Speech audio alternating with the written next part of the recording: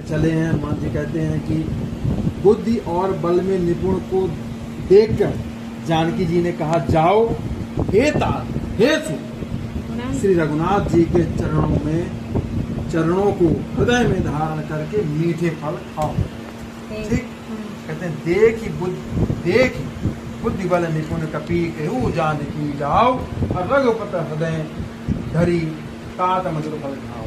फिर आता है चौपाई, चले नाहि सिर पैठू बागा पर खाए सुतल तोरे लागा। रहे तहाँ बहु भट रखवारे कछु मारे से कछु जाय पुकारे। इसका अर्थ समझो।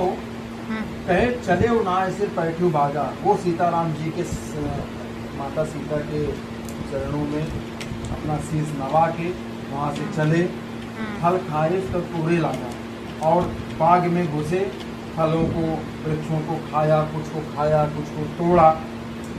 चले फिर रहे तहाँ बहु भट रखवारे, बहुत सारे रक्षक वहाँ थे जो उनके बागवान की रावण के बागवान की रक्षा कर रहे थे, योद्धा थे। कछु मारे कछु जाय पुकारे, कुछ को मार डाला, कुछ ने जाकर रावण की पुकार की कि हे रावण बचाओ। नाथ एक आवा कपि भारी। अब यहाँ पे क्या है कि जो अशोक वाटिका में जो भी वो कर रहे थे रक्षक थे, वो गए रावण के पास विनती कर रहे। क्या कहते हैं? नाथ एक आवा कपि भारी। क्या कहते हैं? कपि नहीं आया, कपि भारी। अर्थ समझना, कपि भारी आया। नाथ एक आवा कपि भारी अतहि अशोक वाटिका उजारी। मतलब अशोक वाटिका कौन उजाड़ रहा है? नाथ एक आवा कपि भारी।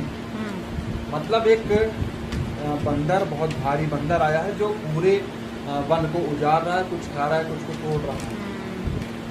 खाए से फल अरु विटप उपारे रक्षक मर्द डारे। और कुछ वृक्षों को उखाड़ रहा है, कुछ को खा रहा है, कुछ को रगड़ के मसल दे रहा है, जमीन पर मसल डाल रहा है।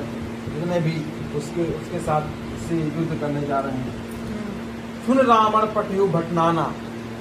अब क्या है, रावण सुना, तिनतिना उठा पूरा रावण वेग में। ऐसा कौन सा बानर है कि जो इतना शक्तिशाली है, रावण के सैनिकों को मार सके। सुन रावण पटयु भटनाना तिनहि देख गर्जियो हनुमाना। सब रजनीचर कपि संघारे गए पुकारत कछु अधमारे। यह सुनकर रावण ने बहुत सारे योद्धाओं को भेजा कि भाई देखो क्या कैसा है सिस्टम। उन्हें देखकर हनुमान जी की ने गर्जना किया, भाई आओ, जैसे पहले भी आए।